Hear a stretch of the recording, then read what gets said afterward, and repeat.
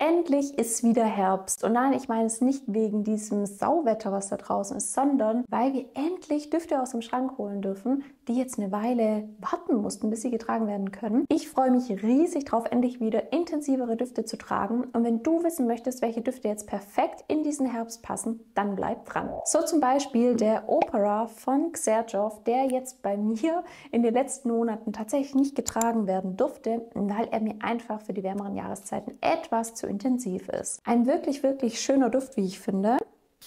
Oh, und wir haben da im ersten Riechen fruchtige Noten mit drin, aber schon was Florales. Ein wirklich sehr, sehr schöner Duft. Für mich im ersten Riechen feminin. Ich finde aber, der entwickelt sich wirklich zu einem guten Unisex-Duft, denn da kommt was Würziges mit rein, mit Muskat. Und wir haben eben auch leichte Lederakkorde mit drin, was eben dieses Süße und dieses Feminine, was im ersten Riechen schon rauskommt, echt gut einfängt. Wie man es gewohnt ist von Xerjoff. Auf jeden Fall ein Duft, der ordentlich Power hat. Sillage auf jeden Fall überdurchschnittlich und Haltbarkeit, da müssen wir, glaube ich, gar nicht drüber reden. Es ist ein Xerjoff-Duft, der hat eine wahnsinnige Haltbarkeit. Für mich ein Duft, den ich super gerne zum Ausgehen trage, für besondere Anlässe. In der Freizeit nicht so häufig tatsächlich. Da greife ich doch eher zu Düften, die von der Sillage her doch ein bisschen zurückhaltender sind. Aber das ist ein Duft, mit dem hast du definitiv einen richtig, richtig großen Auftritt. Der Opera hat viel Fruchtiges, der hat viel Blume, der hat viel Süßes,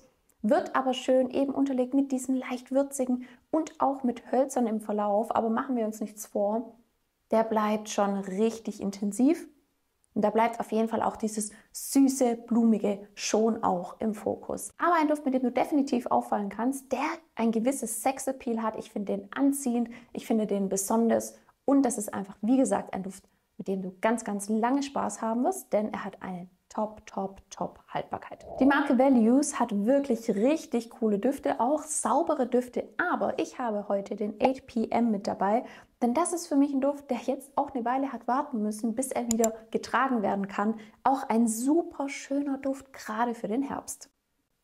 Würzig, schöner Pfeffer, süß auch im ersten Riechen, aber wir haben hier nicht so diese fruchtige, blumige Süße wie bei dem Opera, sondern wir haben hier Likör mit drin. Das heißt, wir haben was leicht alkoholisch Süßes in Kombination mit dem leicht würzigen und mit dem Erdigen, denn wir haben Patchouli und im Verlauf Hölzer mit drin. So süß wie das am Anfang kurz ist, finde ich tatsächlich, dass der Duft sich etwas unsüßer entwickelt, eben weil die Hölzer mit dazukommen, geben Tiefe.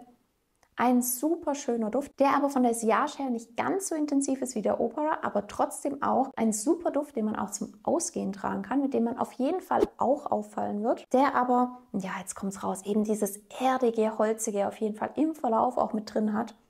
Ein schöner, dunkler Duft, nicht ganz so vollmundig wie der Opera, aber nichtsdestotrotz auch richtig, richtig schön. Er ist trockener, er ist nicht ganz so juicy wie hier der Opera. Aber wenn ich da noch drin rieche, da ist einfach dieses süße, blumige, kommt da einfach raus, Wahnsinn. Der Duft von Values ist einfach so ein bisschen gesetzter, hat aber auch, finde ich, trotzdem Sexappeal. Was für mich aber noch mehr rauskommen könnte im Verlauf, beziehungsweise was mehr da bleiben könnte, ist eben das Alkoholische. Das geht auch so ein bisschen in den Hintergrund, auch wenn man es immer mal wieder so ein bisschen rausschnuppern kann. Auch eine sehr, sehr coole Alternative für den Herbst. Willkommen zu Twisted Sin von Emile Lies. Ein wunderschöner Duft, wie ich finde. Auch hier haben wir alkoholische Noten definitiv mit drin.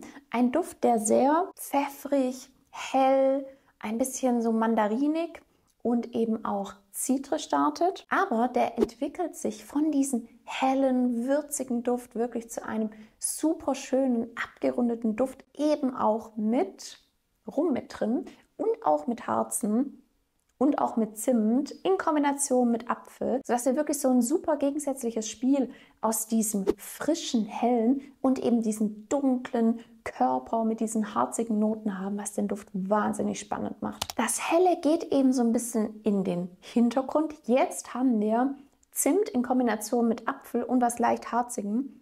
Das ist so ein bisschen flambiert, so ein bisschen karamellisiert, ein bisschen Gourmand tatsächlich, geht schon in so eine Richtung. Super schön zu riechen. Für mich wirklich ein klassischer Unisex-Duft, der auch eine gewisse Süße natürlich mit drin hat, aber von der Süßigkeit auch nicht zu vergleichen ist mit dem Opera. Also der wird ein bisschen gesetzter jetzt im Verlauf der Opera, muss ich sagen, aber der Twisted Sin hat eben noch mehr diesen Zimt im Vordergrund und hat einen etwas helleren Charakter, auch ein wirklich raffinierter Duft. Der Twisted Sin bekommt im Verlauf Hölzer mit rein und auf der Haut, das riecht man jetzt hier auf dem Streifen noch nicht, aber auf der Haut wird im Verlauf auch so eine leichte Vanillenote wahrnehmbar sein, was wirklich toll ist. Das ist ein Duft, den ich auch auf jeden Fall in der Freizeit tragen würde, also jetzt nicht nur zum Ausgehen, weil er von der Sillage her wirklich gut ist, wirklich, wirklich gut und angenehm, aber halt nicht ganz so krass wie der Opera natürlich. Dafür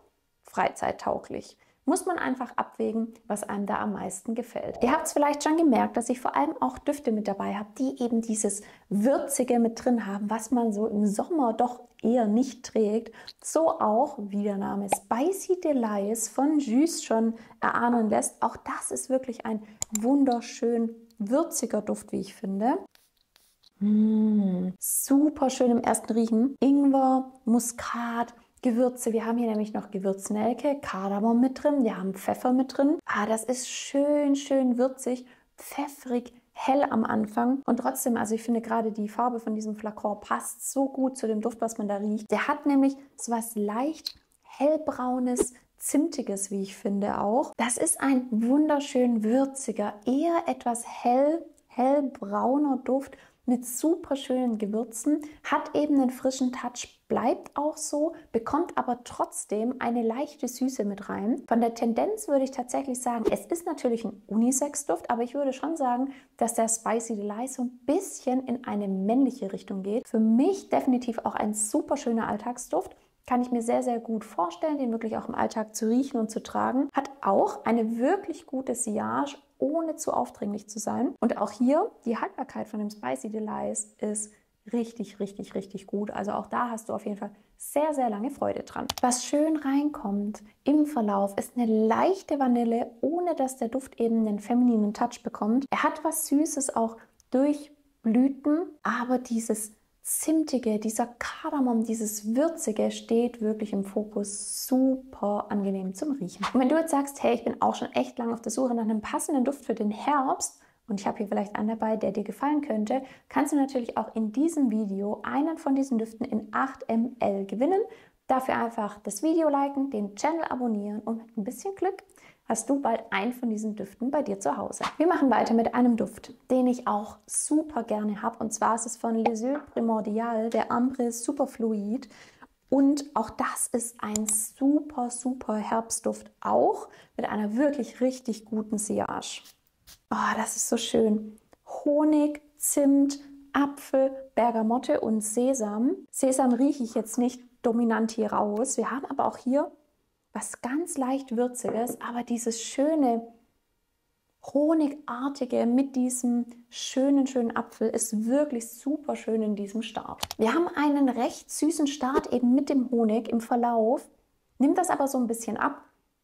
Und jetzt kommt was Rosiges mit rein. Wir haben ja auf jeden Fall Rose mit drinnen, aber was ich an diesem Duft so wunderschön finde, ist wirklich auch hier, dass wir was Alkoholisches drin haben. Wir haben Rum und auch Tabak und das kommt eben im Verlauf raus, sodass es so ein wirklich richtig guter Wohlfühl-Herbst, aber auch Winterduft ist. Also kann man natürlich in beiden Jahreszeiten tragen und dadurch eben auch super unisex, weil wir haben eben was leicht Süßes auf jeden Fall mit drin, wir haben was leicht Rosiges mit drin, aber auf der anderen Seite haben wir eben dieses Trockene aus dem Tabak und diesen schönen Rum. Super cooler Duft. Der Duft hat schon so einen leicht orientalischen Touch, wie ich finde. Hat ein bisschen was Gourmandiges. Erinnert so ein bisschen an einen süßen, gebackenen Apfel zeitweise. Schön mit Zimt. Aber dieses wirklich fruchtig Süße vom Anfang, wo man vielleicht sagen könnte, boah krass, das nimmt wirklich im Verlauf etwas ab. Wir haben das Würzigeres, was mit reinkommt.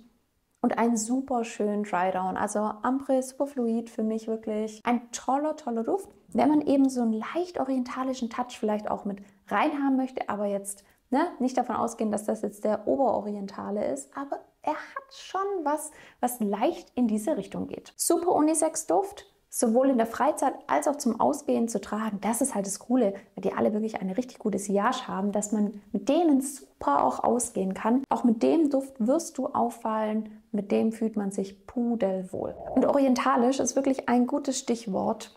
Ojar, sage ich da nur. Ojar, was sagt man über diese Marke? Ich weiß nicht, was ich sagen soll, außer es gibt wirklich fast keine Marke, bei der mir alle Düfte gefallen, die sie haben. Ojar ist einfach tipptopp, wirklich. Und ich habe heute den Épine du Dessert mit dabei. Auch ein wirklich schöner, schöner Duft, gerade für die kälteren Jahreszeiten. Oh, der startet auch würzig. Safran, Piment mit drin. Dieses Orientale schon im ersten Riechen, das Blumige, die wunderschöne Rose in Kombination mit Weißblütlern im zweiten Riechen. Das ist einfach...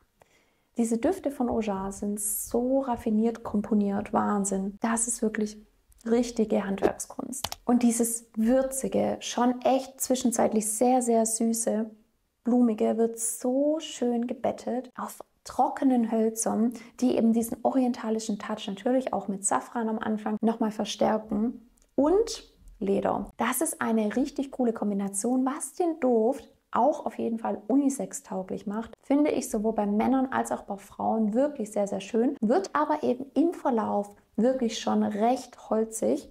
Das muss man als Frau einfach mögen. Ich weiß, es gibt Frauen, die das nicht so gerne mögen, deswegen sage ich es dazu. Und auch hier von der Sillage, Tipp, top. Haltbarkeit bei den Ojar-Düften ist sowieso Wahnsinn. Nicht von dieser Welt. Épine du Dessert auf jeden Fall auch ein Duft, den du super zum Ausgehen tragen kannst. Für mich aber auch ein Duft, der auch im Alltag funktioniert. Aber man muss einfach dadurch, dass diese Düfte, die ich dabei habe, einfach Power haben, schon etwas sparsamer an die ganze Sache rangehen, weil ansonsten sind alle um dich rum benebelt. Wenn du das möchtest, dann go for it natürlich. Exquise Tentation von L'Atelier Parfum ist der nächste wunderschöne Duft, den ich heute mit dabei habe. L'Atelier Parfum, auch eine Marke, die wirklich sehr, sehr schöne Düfte mit dabei hat. Auch Gourmand-Düfte. Ich mache euch dazu auch noch ein Video, da habe ich auch einen wirklich richtig coolen mit dabei. Aber lasst uns mal hier gemeinsam riechen. Der hat schwarze Johannisbeere in der Kopfnote, ist schön fruchtig süß, untermauert mit leicht was Pfeffrigem, einer schönen Bergamotte, gibt eben was Spritziges. Ist ein Duft, der nicht ganz so dunkel ist wie andere Düfte, die wir gerochen haben. Der ist heller, der hat auch weiße Blüten mit drin, aber auch Rose. Und was ganz interessant ist bei diesem Duft ist, dass im Verlauf auf jeden Fall auch erdige Noten mit reinkommen und wir haben hier Bittermandel mit drin.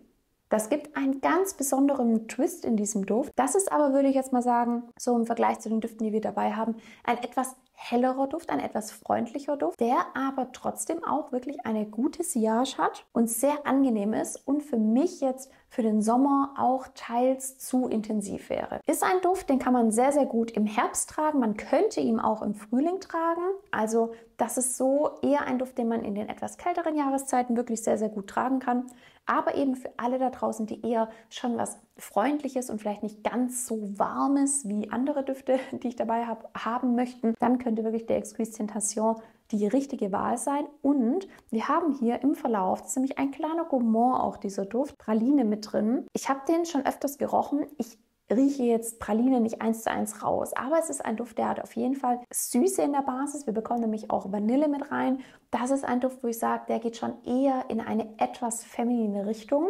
Muss man als Mann schon mögen, dieses süße, blumige, ja, leicht gourmandig, fruchtige. Ich finde, der Duft hat jetzt nicht dieses Sexiness. Er ist ein bisschen verspielt sogar, wie ich finde. Eben ein, wie ich gesagt habe, etwas hellerer Herbstduft. Perfekt für die Freizeit, zum Ausgehen, wo auch immer du dich gut fühlen möchtest. Last but not least, der darf natürlich nicht fehlen. Ich habe von Goldfield Banks den Silky Woods Elixir nochmal mit dabei. Goldfield Banks, ihr wisst, wenn ihr meine Videos öfter schaut, eine absolute Favorite-Marke von mir, hat einfach sehr, sehr coole Düfte, genauso wie den Silky Woods Elixir. Das ist so schön. Der ist holzig, würzig und hat aber schon im ersten Riechen, wie ich finde, schon eine leichte Süße, wobei die Vanille im Verlauf definitiv noch mehr rauskommt. Super schön. Dunkel, Wohlfühlduft, leicht harzig, schön komponiert dann mit einer Süße, mit einem schönen, zarten Oud. Ich finde, Oud kann in Düften wirklich unangenehm sein. Bei dem Silky Woods Elixir super abgestimmt. Das ist wirklich so ein Duft vorm Kamin sitzen, den aufsprühen. Das ist wohlig warm, das ist kuschelig pur, wie ich finde. Und trotzdem hat der eine gewisse Sexiness und der ist so ein bisschen zum Anbeißen, wie ich finde. Auch wenn es kein Gourmand ist, also nicht falsch verstehen. Aber der hat was sehr Attraktives, wie ich finde, der Duft. Ich finde, der hat so ein bisschen eben Kamin- oder Lagerfeuer-Vibes am Anfang, wird dann aber im Verlauf weicher, runder, leicht süßer, eben auch mit der Vanille und mit diesem schönen harzigen, was sich so zu einer Masse vermischt. Hat für mich einen leicht maskulinen Touch, würde ich persönlich jetzt nicht tragen. Auch wenn der natürlich diese Vanille mit drin hat und diese Süße natürlich, ist er mir durch die Hölzer und eben durch dieses feine Oud ein bisschen zu maskulin. Aber ja, an einem Mann rieche ich den immer sehr, sehr gerne. Auch ein Duft, den man super im Alltag oder eben auch zum Weggehen auf jeden Fall tragen kann. Auch eine richtig gute Sillage und Haltbarkeit auch top. Also, ich hoffe, ich habe für dich auch einen Duft mit dabei, wo du sagst, den trage ich auf jeden Fall im Herbst, könnte ich mir gut vorstellen. Oder lass mich auch gerne mal wissen, was dein Lieblingsduft im Herbst ist, falls du schon einen hast. Und ich freue mich, wenn du beim nächsten Video wieder mit dabei bist. Bis dahin, alles Liebe. Ciao, ciao.